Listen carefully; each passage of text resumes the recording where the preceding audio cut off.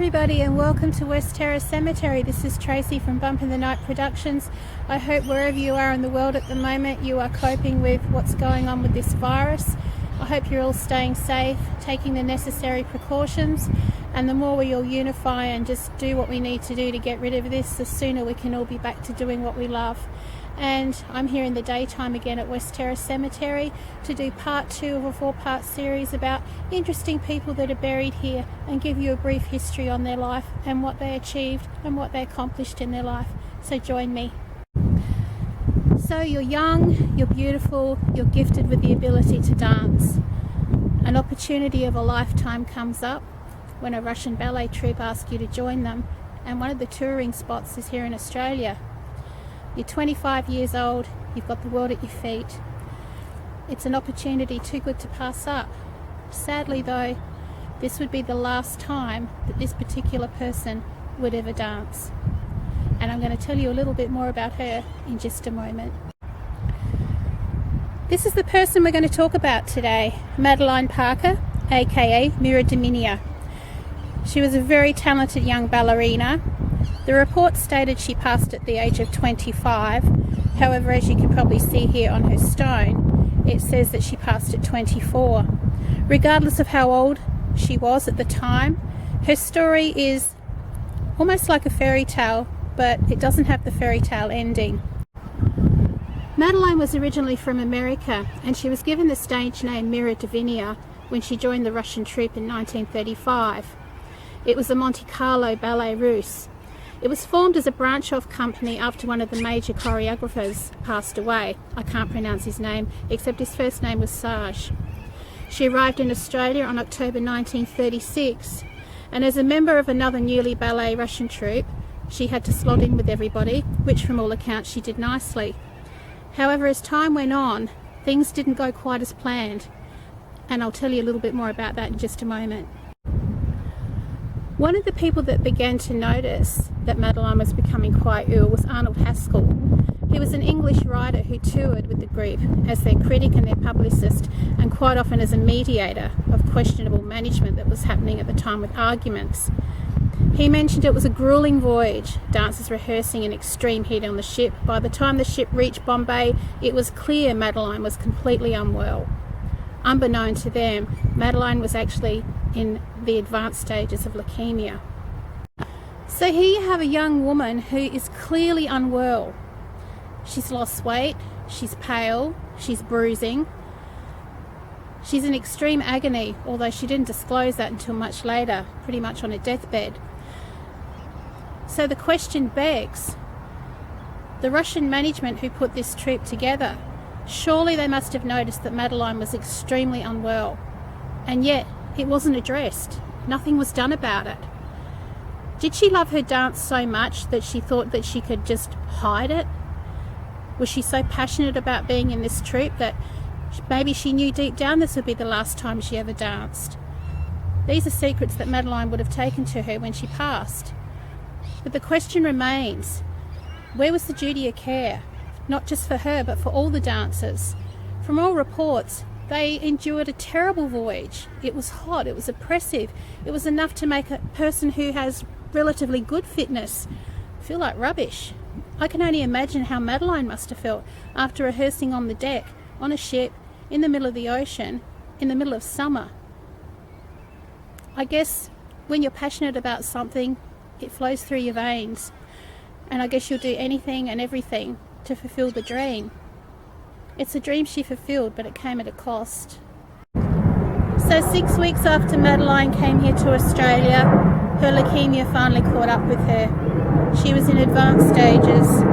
Her body was completely depleted of everything, energy. She had no energy at all. She ended up dying in a private hospital here in Adelaide on November the 22nd, 1936, aged 24, although some reports say she was 25. Regardless, she had a wonderful, interesting life, as short as it was, but it was also a very sad life towards the end.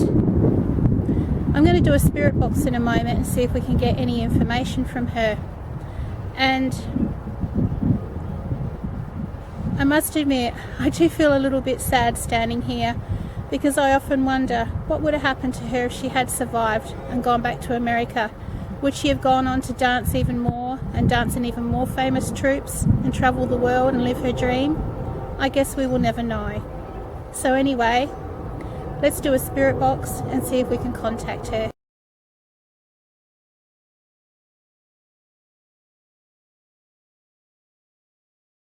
Okay, we're going to begin a spirit box session now and see if we can contact Madeline.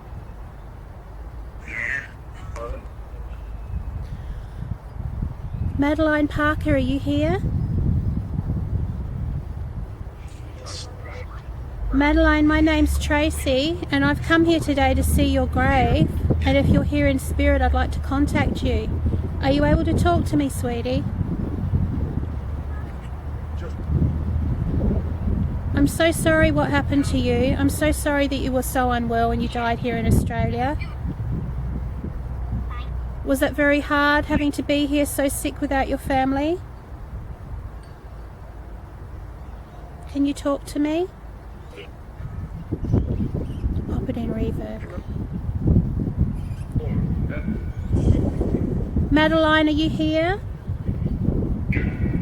Can you talk to me? Madeline, are you at peace? Mira Dominia, can you hear me?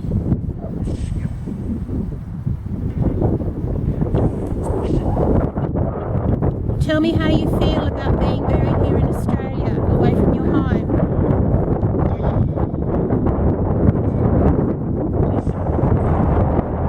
Is there anything you'd like to tell me? Are you at peace now on the other side, sweetie? Talk to me, honey, if you're here. Your story's almost like a fairy tale, except it has a very sad ending.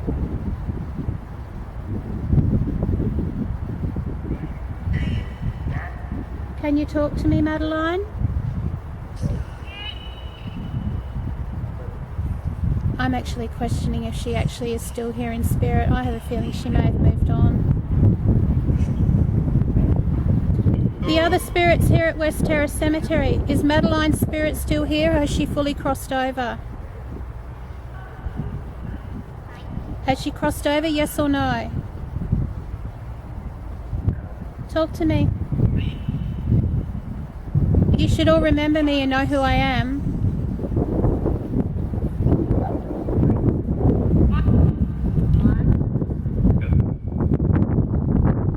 Talk to me. Madeline, are you here? Yes or no? Madeline, thank you for the contribution that you gave to the ballet world. Did you know a lot of young girls from a ballet school came to your grave after you were buried? Did you know that? There's an article in our paper about it.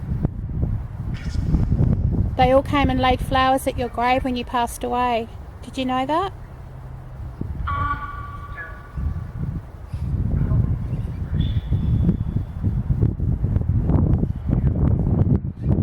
If there's any wind in this video too, guys, I apologise because it has kind of picked up a bit. It's got a bit overcast. Madeline, I'm going to close the session now. If you did communicate with me, I thank you. I wish you love, light and blessings and peace on the other side, okay?